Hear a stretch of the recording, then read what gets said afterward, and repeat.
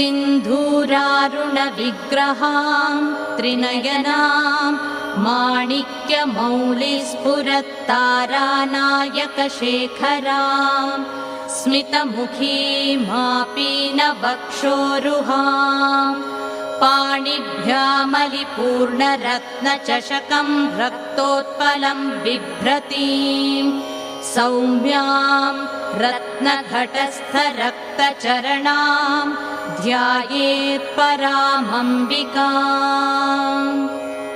अस्य श्रीललिता सहस्रनामस्तोत्रमाला मन्त्रस्य वशिन्यादिवाग्देवता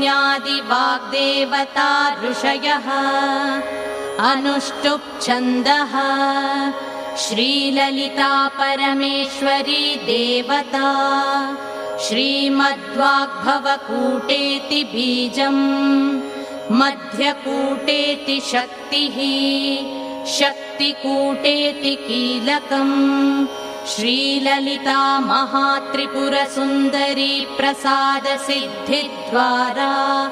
चिन्तितफलावाप्त्यर्थे जपे विनियोगः मूलमन्त्रेण करषडङ्गन्यासान् कृत्वा।